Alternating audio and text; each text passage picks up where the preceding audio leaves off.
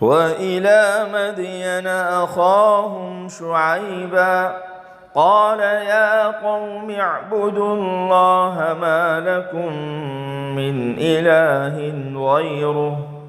ولا تنقصوا المكيال والميزان إني أراكم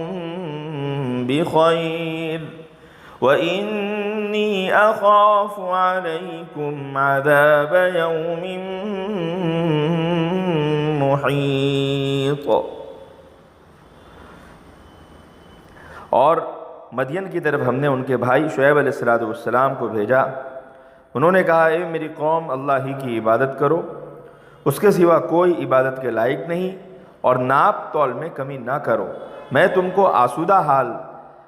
دیکھ رہا ہوں، اس لیے تم کو ایسا کرنے کی ضرورت بھی نہیں ہے، اور مجھے تم پر ایسے دن کے عذاب کا اندیشہ ہے جو سب کو گھیرے میں لے لے گا۔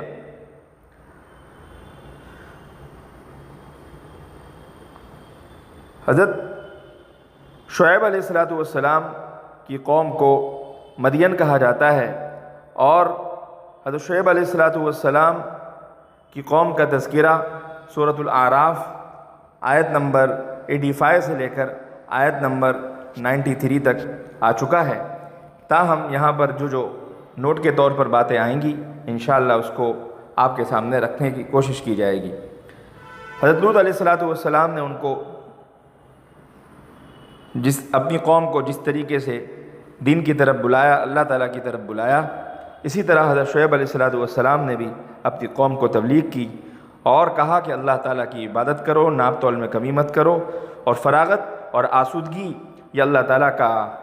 خاص عطیہ ہے۔ اس عنایت کو اللہ تعالیٰ کی بہت بڑی نعمت سمجھو، اور اس عنایت کے معاملے میں تم اللہ تعالیٰ سے ڈرتے رہو، کہیں نافرمانی کی وجہ سے یہ اللہ تعالیٰ کی نعمت تم سے چھن نہ جائے، آسائش و خوشحالی سلب ہو کر دنیاوی اور اخروی عذاب تم پر مسلط نہ ہو جائے۔ وَيَا قَوْمِ أَوْفُوا الْمِكْيَالَ وَالْمِيزَانَ بِالْقِسْطِ وَلَا تَبْخَسُوا النَّاسَ أَشْيَاءَهُمْ وَلَا تَعْثَوْا فِي الْأَرْضِ مُفْسِدِينَ۔ اور اے میری قوم، انصاف کے ساتھ ناپ تول کو پورا رکھا کرو، لوگوں کو ان کی چیزیں کم نہ دو، اور زمین میں فساد مچاتے نہ پھرو۔ موجودہ دور میں ایسی تدبیریں جو اختیار کی جاتی ہے کہ جن سے افراط زر پیدا ہو جاتا ہے، سکوں کی قدر گھٹ جاتی ہے، جعلی نوٹ چھاپا جاتا ہے، یا کسی ملک کا بین الاقوامی قانون فطرت سے بغاوت یا بین الاقوامی قانون نظر انداز کرتے ہوئے زیادہ سے زیادہ کرنسی چھاپ لینا، یہ سب بھی ناپ تول کی کمی کی شکلیں ہیں، جس کا نتیجہ یہ ہوتا ہے کہ مثلا ایک شخص نے 10 سال پہلے 1 لاکھ روپے قرض دیے، اب وہ قرض وصول کرتا ہے تو اس کی قوت خرید آدھی سے بھی کم ہو جاتی ہے۔ تو یہ ساری چیزیں اسی چیز میں آتی ہے جو بڑے پیمانے پر کیا جاتا ہے۔ تو جس طرح بڑے پیمانے پر کیا جانا یہ حرام غلط ہے، اسی طرح چھوٹے پیمانے پر ادنا سا بھی قطر بیوت کرنا یا افراط یا کمی کرنا، یہ ساری چیزیں اسی زمرے میں آتی ہیں۔ اسی لیے حضرت شعیب علیہ السلام نے اپنی قوم کو آگاہ کیا کہ اب تک جو ظلم و عدوان تم کرتے رہے ہو، تم ان سب کو ختم کر کر ایک نئی زندگی اپنی قائم کرو اور اپنی اصلاح کرو۔ اور اللہ تعالیٰ نے خاص طور سے یہاں پر جو آیت کریمہ میں ایک ناپ تول کی کمی کا جو تذکرہ کیا، اس کے ساتھ لوگوں کی چیزوں کو مت گھٹاؤ، یعنی صرف ناپ تول میں کمی نہیں بلکہ کسی بھی چیز میں لوگوں کے حقوق کو تلف مت کرو۔ تو یہاں سے یہ بات ہمیں سمجھ میں آتی ہے کہ کسی کو ہم عزت دیں تبھی جا کر ہمیں عزت ملتی ہے۔ ہم بے جائے امید رکھیں کہ سامنے والا ہماری زبردستی عزت کرے،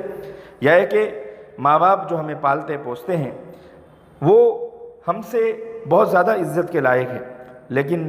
ایک ناہنجار اور نافرمان بیٹا اپنے ماں باپ کو یہ کہتا ہے کہ آپ نے ہمیں دیا ہی کیا ہے۔ تو ماں باپ کا پال دینا اور ماں باپ کا بڑا کر دینا ظاہری اعتبار سے جو اللہ تعالیٰ نے ان کو اسباب عطا کیا ہے، اس کی بدولت آپ کے اوپر سب کچھ نچھاور کر دینا، یہ اتنی بڑی دولت ہے جس کا کوئی بدل نہیں۔ چہ جائے کہ بچہ ماں باپ کی اتنی بڑی خدمت کو بھول کر ماں باپ سے پراپرٹی کا مطالبہ کرے، یا ماں باپ کو ستائے، یا ماں باپ سے اونچی آواز میں بات کرے، یا ماں باپ کو بڑھاپے پر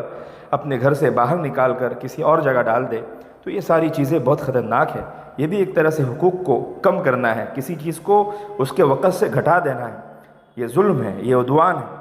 اور ان سب چیزوں سے کیا ہوتا ہے؟ ان سب چیزوں سے زمین میں فساد پھیلتا ہے۔ شرک و کفر سے، یا کم ناپنے تولنے سے، یا دوسری